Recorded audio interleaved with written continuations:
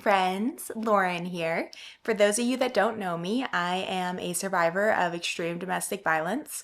I was isolated on a desert for 7 months and brutally, psychologically, physically, and sexually tortured. I have been free for just over 3 years now, and am still pursuing justice. My abuser has not been held accountable despite my abundance of evidence, and I am still in my pursuit for justice. I am going to be speaking about the sexual abuse today. I've spoken quite a bit about the psychological abuse and the physical abuse, but not very much about the sexual abuse. The sexual abuse is something that I kind of keep in a little box in the back of my mind and don't like to touch. But we're going to talk about it. So, definitely the hardest one for me to talk about. It was definitely, the most traumatizing, the most violating, like on a spiritual soul level, and it's difficult to talk about. But this week I shared a note that was a note written by my abuser, and it was him outlining his plans for a sex-oriented life, sex cult, where he's talking about involving different men. He's talking about involving handicapped men, elderly men. He talks about vetting and recruiting men. He talks about referrals, NDAs, secrecy, filming, having men obey him. He speaks about training men and training participants. He talks about having solo experiences with girls and adopting girls and women. And this was his plan in its infancy for essentially a sex cult that he was wanting to develop.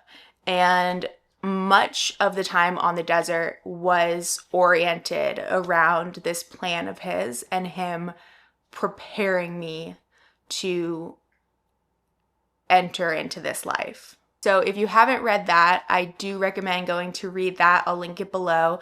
It will just give some foundation and background into what I'm going to discuss today, because that was really like the groundwork for everything that he ended up doing to me. So I'm Ricky Lauren on all platforms, which, by the way, before we get into the nitty gritty, let's talk about something kind of fun. Before we get into the nitty gritty of this topic that I'm avoiding, my handle is Ricky Lauren because my middle name is Ricky, and I was named after my dad's best friend whose name was Rick Loring, so I became Lauren Ricky. So, little fun fact. Okay, now to get into my least favorite topic ever. And trigger warning, I'm going to be talking in depth about sexual abuse. Some of it will be graphic, so please just take care of your own well-being before viewing. So my abuser was hyper-focused on sex from the onset of our relationship. Again, I was 19 when I met him. He was 31, and we very, very quickly got married. He told me that he was entitled to sex with me because I was his wife, and he was entitled to the ways that he wanted to have sex with me. He sexualized me and other women constantly. He would say that women were being sexual when they weren't. He would say that I was being sexual when I wasn't. And he used that to convince me that I was a highly sexual being and just didn't know it, that I was out of touch with my own sexuality and couldn't see that I was being and was this highly sexual being. So fast forward to the desert, where everything on all levels got much, much, much more extreme.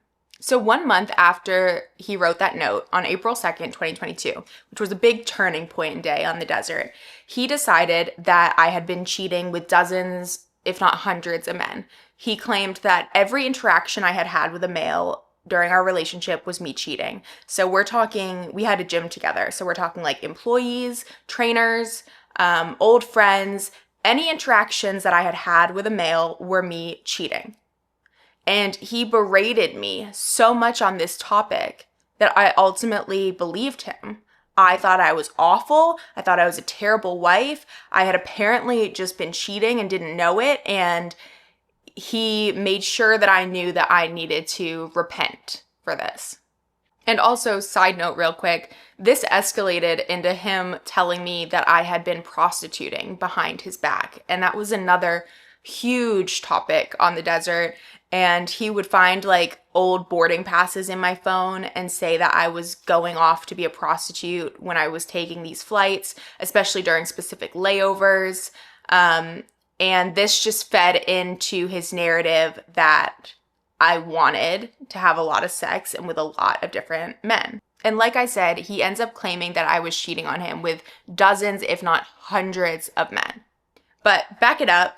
As a result of me having any communication with any male ever, he told me that I was no longer allowed to say no to him.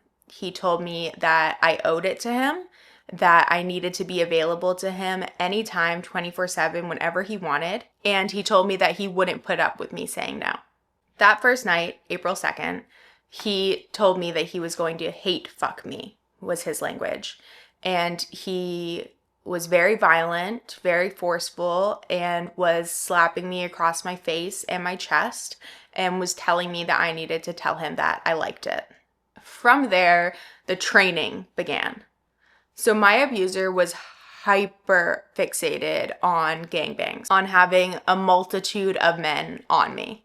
He wanted this to be a reality, and on a near daily basis, he would spend hours training me on how to behave in these environments. My abuser positioned himself as someone that was incredibly sexually enlightened, and he was telling me that I needed to blindly follow him into enlightenment myself. He told me that any discomfort that I was having, I just needed to push through and I would reach enlightenment on the other side. And he was telling me that this is something that I wanted, I just didn't know that I wanted it. He told me that I was a highly sexual being and I just needed to hold his hand and he would lead me there. So the topic of these gangbangs, of a sex-oriented life, was an ever-present topic. It was enmeshed into every single part of our life and something he was constantly talking about. And on a near daily basis, hours were spent in role play situations where he was preparing me for this. He was creating like rules and systems of how this would unfold. He spoke heavily to scenes he would create, and he spoke to different rooms he would set up with different furniture all outside. He spoke to how these events would go on for days on end. He spoke that the weakest or most annoying man would be the one that was sent to go get food. He spoke to the use of a lot of drugs. He was vividly imagining this lifestyle, a sex world. And he was actively training me on how to exist inside this world. There were strict rules I had to follow. I had to make eye contact with him, like check in with him. I couldn't make eye contact with other men. I couldn't speak with other men. He called me the straw and lighter girl, and I had to make sure that I had a straw for cocaine and a lighter to smoke with on me at all times. So while I'm being forced to be in these role play rapes and assaults, I actually physically had to have a lighter and a straw on me at all times. He would force me to role play that there were several other men in the room. Most often, he would have me perform oral sex on him, and he would claim that there were, a multitude of other men in the room and that I would have to service them. He would make me physically act as if I was servicing all of these other men. And I'm not just talking about like the obvious places. He wanted every bit of my body involved in this. So I had to pretend, and this is like embarrassing, but I'm releasing the shame because it is not mine.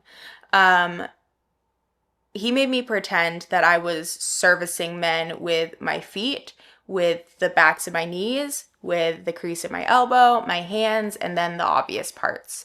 And he would also yell switch. And so like I would be performing oral sex on him, and then he would say switch and he would become a different man. And so I needed to then change what I was doing because I could not be performing oral sex on this new guy the same way I was on my husband. So I had to keep track of whether he was my husband or whether he was a random guy, and I had to adjust accordingly because if I did something that was better on this other guy, then I would then be punished. He would stick his entire hand in my mouth and down my throat. He would stretch out my mouth. He would force my body as if there was multiple penises that I was dealing with. And not only was this humiliating, it was physically taxing, physically awkward, and just looked ridiculous, which I'm sure he also enjoyed. So much of this training was role playing of me dealing with multiple men at one time and for long extended periods, because that's what he wanted to happen in real life. He wanted these events to go on for hours, if not days, and he wanted me to service a large amount of men. And this would go on for hours nearly every single day. There would be periods where there would be a full 24 hours where this was going on. I remember one day that I literally was forced to perform oral sex on him for 18 hours straight, except for like brief breaks to go to the bathroom. I don't even know how the fuck I did that, but that was my life. And I would only get very short moments of reprieve before it all started again. If I was lucky, the reprieve would be some hours of sleep. But mostly it just involved physical violence, psychological torture, and then repeat the cycle and go right back into these role plays, training, and the sexual abuse.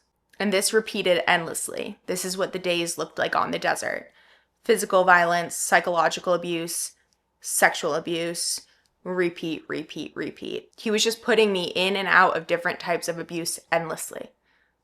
Sometimes he would force me to role play that I was a child and daddy's friends were in the room. And frequently he would have me role play that my family was involved. He would role play that my father was involved, and so vividly that I can imagine the images he was putting into my imagination. He made me role play about my mother. He even called my mother and proposed that he have sex with her on a bi-weekly basis. He made me role play that he was my grandfather, my grampy. And on the day that my grampy passed away, he got the news before I did. He came into the bedroom and made me role play in that moment that he was my grampy. He was speaking to me and touching me and like petting me in the ways he said that he imagined my grampy would. And he was forcing me to call him grampy. And he put a collar on me. And I remember when it ended, I looked at myself and I was crying. And I thought, I'm going to remember the day that my grampy passed as this. Like as being raped and wearing a collar and being forced to role play that he was my grampy. And he robbed me the opportunity of even being involved during my grampy's passing. Like my grampy was sick, he was in the hospital, and he robbed me the opportunity of even being involved in that. He went through my phone and saw like pictures of me and my grampy, and he would point to the way that my grampy would like have his hand on my knee or hug me, and he would tell me that those were telltale signs that my grampy had assaulted me as well as a child, which is not true. And he was telling me that my family had prostituted me and was trying to implant into my head that my grampy did this as well. And he did make me believe, or at least question, that my mom had prostituted me. It was all really, really, really, really sick. He was always wanting me to verbally fantasize with him, which for me was one of the absolute hardest and like cruelest parts of the sexual abuse, because I couldn't. Like my brain was not going where he wanted it to. I couldn't even make anything up. Like my brain just wouldn't grab anything. There was nothing. So I couldn't verbalize what he wanted me to, and I would try to reflect some of his language back to him, but that wasn't enough. And then I would be punished because he was saying that I wanted this, and so he was saying I was having these fantasies, but I was just withholding them from him. So I would get punished for it. And that just created such a sense of panic, because he was telling me I needed to fantasize right now. And I'm like, I literally can't come up with anything. I don't know what to say. And the language that he's already given me isn't enough. And so now I'm going to be punished. And it was like, my brain just wouldn't even work if I wanted it to. I was trying to give him something, and my brain just wouldn't go there, and then I would be punished. And again, this was an ever-present topic. Even if there weren't physical acts going on, this was a consistent topic nearly 24/7 in our marriage, in our household, on the desert, whatever. Constant. He was on websites at this time looking for like group sex meetups, looking for glory holes. And there was one night, it was like 2 or 3 a.m., and he gets me in the car and he starts to drive, and I am to perform oral sex on him during the entire drive. And he wants me to role play that he is an officer and I need to use my sexuality to get out of being arrested. He told me that this was a skill that I needed to know. And in the end, I wasn't successful. And in this role play world, I ended up being held captive and raped by more officers, again, in a role play world. But that was scary to me because he made me believe that it was possible and that I wouldn't be able to get out of it if it happened. So we're in the car for about an hour and we end up at the nearest gas station, which also is right next to an RV park. And he gets out and he goes into the bathroom, and then he comes back and he gets me out, and he's acting as if there is a man in the bathroom and that he's got this man on board with being involved. And so I'm like, okay, this is like the moment that he has been training me for. And I was so scared because not only am I scared that I'm about to be assaulted by another male, I also have strict rules that I have to follow. Everything that he has been training me for was to act a certain way and to be respectful towards him. That was such a big thing. He wanted me to be respectful towards him. I couldn't give even the slightest bit of like energy to another guy or attention to another guy in a disrespectful way, which is so fucking confusing because he made the rules on what was respectful and what was disrespectful, and I never knew what to do. So I was like terrified that I was going to do something wrong during this as well. He ended up pretending, and there was no male in the bathroom, but he still laid me down on this dirty men's bathroom floor, literally laid my face in piss that was at the base of a toilet, and then continued to violate me. He was making training notes at this time, which were long notes with porn links, and these were violent videos. And he would write notes on the videos of what he wanted me to emulate.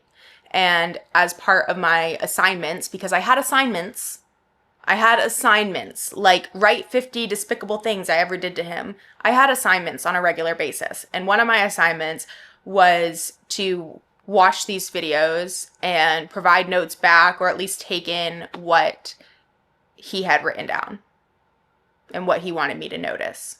Frequently, he would make me perform oral sex on him while watching these videos, and he would want me to watch them as well. Like, he would put them within my view. And these were incredibly triggering to watch. These were typically women that were drugged, women that were obviously being abused, and he's forcing me to watch these and also wanting feedback on them as well. His assaults were so overstimulating because he assaulted basically all of my senses. Not only am I being raped, and these are high pressure assaults because they're high consequence assaults. If they didn't go the way he wanted them to, there would be brutal consequences for days. So I'm already in an incredibly heightened state, and then we add in watching someone be abused, and then we add in being forced to speak about someone being abused. I couldn't just turn my brain off. He was making me be so present and aware and alert and functioning. And then I'm hearing these rapes from this video, or he's blasting like really jarring or creepy music. it was just all of my senses were being attacked. And I just remember being so overstimulated on such a regular basis. It felt like my entire nervous system was on fire. Like all the cells in my body were like shaking and panicking and freaking out. And I felt like I was at my max and like about to explode all the time, but I had to keep it in. And then on top of that, like I said, he was wanting me to verbally fantasize. This was the hardest thing for me to do because my brain just wouldn't go there. And he wanted me to verbally fantasize about other men, and he wanted me to verbally fantasize about children. He voiced to me that he believed that he could sexually liberate society if adults and parents were having sex with children starting from birth. He explicitly voiced to me on numerous occasions that he wanted me to orally assault a baby. He watched young kids on Instagram dancing and told me that these were videos of them offering themselves up and that different dance moves meant different things, and he was deciphering them and spending a good amount of time watching children dancing online. And those desires only escalated, especially in Texas after the desert. They escalated massively. And he was wanting me to talk about this too. And I couldn't. I wouldn't. My brain, absolutely not. Like, absolutely fucking not. But this was something that he was talking about on a regular basis, and it only got worse.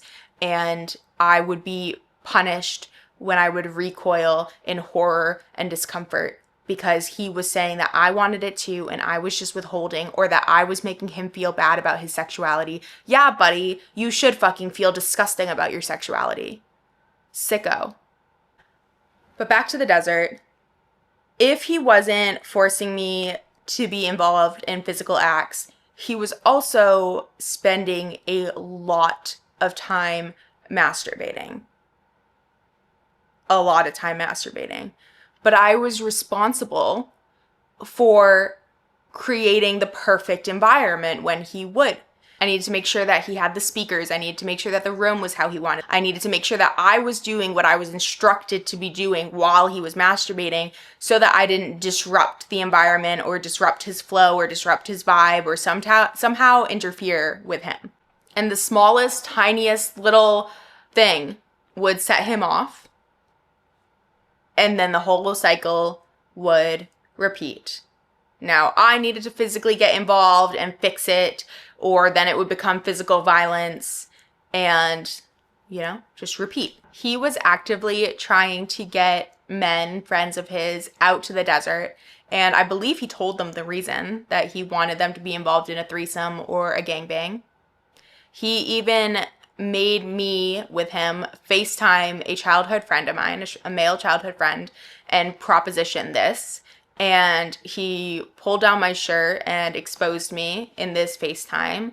And this call freaked that friend out so much that they wouldn't even answer my calls once I was free of him because they were afraid that my next call was going to be like that call. And they wanted nothing to do with it, obviously. Thankfully, all the men that he tried to get out there, like logistically, just didn't work out. So thank goodness. But he did get the RV park manager involved, which is a story I've already told on my Instagram and TikTok. And so I'm not going to go into it again right now. At some point, I will go into further detail because after I made that video and when I was thinking about that event, I remembered quite a bit more that I want to share, but I'm not going to go into that right now. He was also actively posting explicit photos of me online and in like Facebook groups, and he was enjoying the disgusting and perverted comments that men would make. He went on a video chat site and broadcasted one of his assaults of me live. And also throughout this whole time, I was constantly pleading with him and telling him like, baby, can it just be us? Like, I only want it to be me and you. And he was refusing. And he was also claiming that because I didn't want to be with other men, that meant that I was struggling with connection.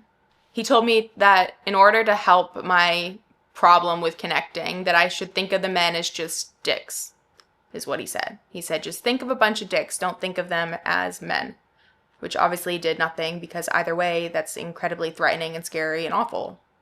But that's what he said. Everything was an issue of mine with connecting, not with the fact I didn't want to be raped by a gang of men.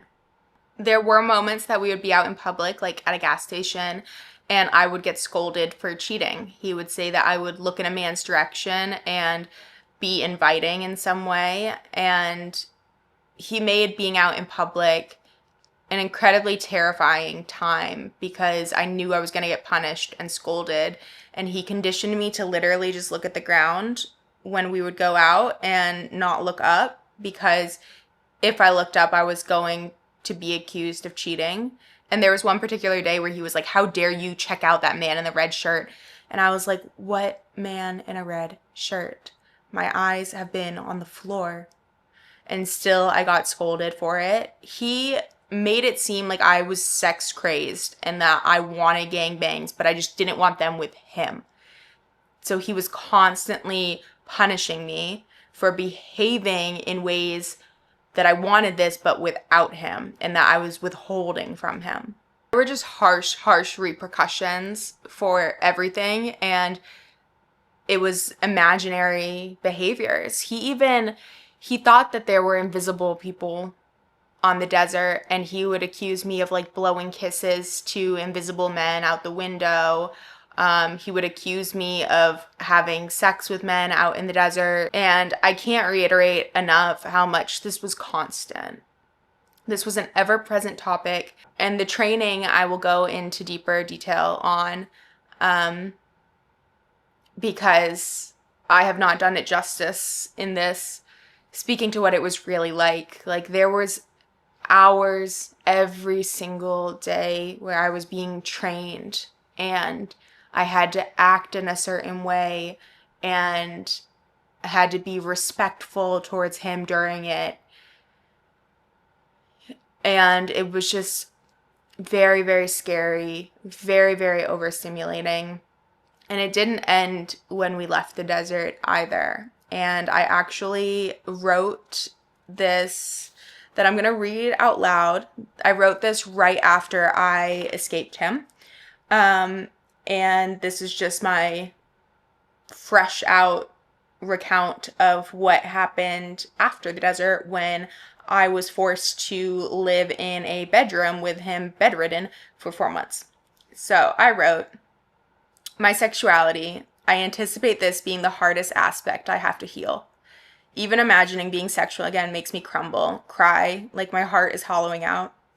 I reached out my hand to him and trusted him, and he dragged me going 100 miles per hour and called all my wounds hot. Absolutely disgusting what he chose to do, and how he used a piece of my being I valued as incredibly sacred, and used that value against me.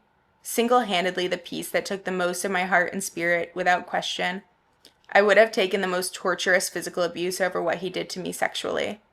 It's the rawest topic to touch, and as awful as it was on the desert, it was even worse at his mother's house.